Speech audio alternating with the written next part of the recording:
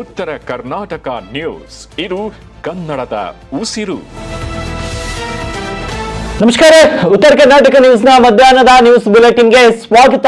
ನಾನು ಹನುಮಂತ್ ದೇಶಮುಖ್. ಹೇಮರೆಡ್ಡಿ ಮಲ್ಲಮ್ಮ ಸಹಕಾರ ಬ್ಯಾಂಕ್ನಲ್ಲಿ ಕೋಟ್ಯಾಂತರ ರೂಪಾಯಿ ಗೋಲ್ಮಾಲ್ ವಿಚಾರವಾಗಿ ಆರೋಪ ಎದುರಿಸುತ್ತಿದ್ದಂತ ಬ್ಯಾಂಕ್ ಅಧ್ಯಕ್ಷ 8 ಪುಟಗಳ ಡೆತ್ ನೋಟ್ ಬರೆದಿಟ್ಟು ಆತ್ಮಹತ್ಯೆಯನ್ನ ಮಾಡಿಕೊಂಡಿದ್ದಾರೆ. ಬಸನಗೌಡ ಸಹಕಾರ ಬ್ಯಾಂಕ್ನ ಅಧ್ಯಕ್ಷರಾಗಿದ್ದರು. ಯಾದಗಿರಿ ಜಿಲ್ಲೆಯ ಶಹಾಪುರ ಪಟ್ಟಣದಲ್ಲಿ ಈ ಒಂದು ಬ್ಯಾಂಕ್ ಇರುವಂತದ್ದು. ಬೆಳಗ್ಗಿನ ಜಾವ ಮನೆಯಲ್ಲಿ ನೇಣು ಬಿಗಿದುಕೊಂಡು ಆತ್ಮಹತ್ಯೆಯನ್ನ ಮಾಡಿಕೊಂಡಿದ್ದಾರೆ. ಬ್ಯಾಂಕ್ನಲ್ಲಿ 6.62 ಕೋಟಿಯಷ್ಟು ಗೋಲ್ಮಾಲ್ ಮಾಡಲಾಗಿತ್ತು. ನಮ್ಮ ಹಣ ನಮಗೆ ನೀಡಿ ಅಂತ ಠೇವಣಿದಾರರು ಬ್ಯಾಂಕ್ ಮುಂದೆ ಧರಣಿಯನ್ನ ನಡೆಸ್ತಾ ಇದ್ರು. ಧರಣಿ ಆರಂಭವಾಗ್ತಿದ್ದ ಹಾಗೆ ಊರು ಬಿಟ್ಟು ಬಸನಗೌಡ ಪಲಾಯನವಾಗಿದ್ರು. ಕಳೆದ ಏಪ್ರಿಲ್ 13ರಂದು ಹೇಮರೆಡ್ಡಿ ಮಲ್ಲಮ್ಮ ಸಹಕಾರಿ ಸಂಘದ ಅಧ್ಯಕ್ಷ ಬಸನಗೌಡ ಶಹಾಪುರ್ ಠಾಣೆಯಲ್ಲಿ ದೂರು ನೀಡಿದ್ರು ಬಸನಗೌಡ ವಿರುದ್ಧ. ಇನ್ನು ಸಹಕಾರಿ ಸಂಘದ ಬ್ಯಾಂಕ್ನ ಅಧಿಕಾರಿ ಸಿಬ್ಬಂದಿ ವಿರುದ್ಧ ಕೂಡ ದೂರು ನೀಡಿದ್ರು. ಬ್ಯಾಂಕ್ನ ಸಿಒ ರವಿ ಕಿರಣ್ ರೆಡ್ಡಿ, ಸಹಾಯಕ ವ್ಯವಸ್ಥಾಪಕ ವೆಂಕಟ್ ರೆಡ್ಡಿ, ಹೊಸಮನಿ ಮತ್ತು ಪಿಗ್ಮಿ ಸಂಗ್ರಹಕಾರ ಸಂಗಣ್ಣವರ ವಿರುದ್ಧ ದೂರು ನೀಡಿದ್ರು. ಅಧ್ಯಕ್ಷರ ಸಹಿಯನ್ನ ಫೋರ್ಜರಿ ಮಾಡಿ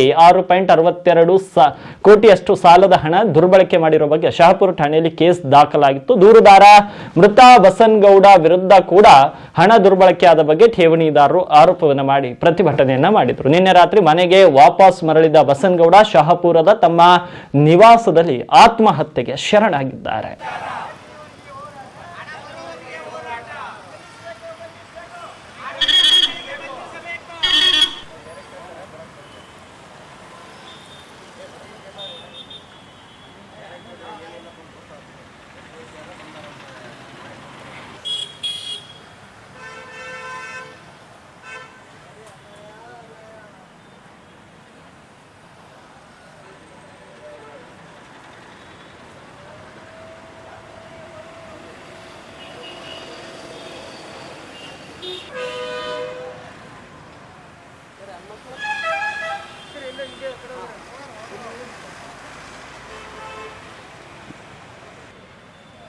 ಫಂಡ್ ರೀಫಂಡ್ ಆಗಿದೆ.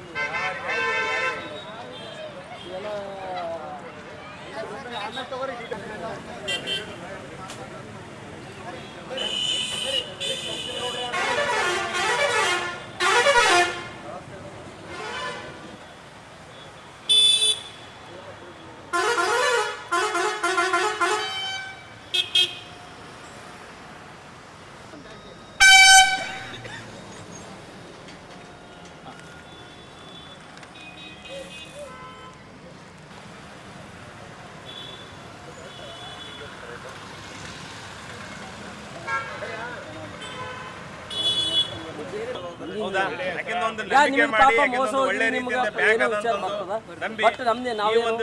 ನಾವು ಠೇವಣಿ ಇಡಲಾಗಿದೆ.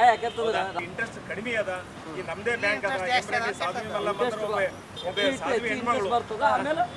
ನಂಬಿಕೆ ತೊಡಗಿಸಿದ್ವಿ.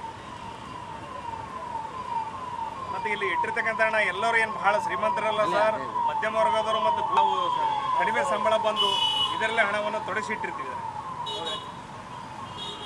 ಮಕ್ಕಳ ಭವಿಷ್ಯಕ್ಕಾಗಿ ಮತ್ತು ಮಕ್ಕಳ ಲಗ್ನ ದಶೆಯಿಂದ ನಾವು ರೊಕ್ಕ ಇಟ್ಟಿವಿ. ಸುಮಾರು ವರ್ಷ ಸರ್. ಸರ್ ಒಬ್ರದ್ದು 15 ಲಕ್ಷ, 20 ಲಕ್ಷ, 50 ಲಕ್ಷ, 1 ಕೋಟಿ ಚಿಲ್ಲರ ಅದ.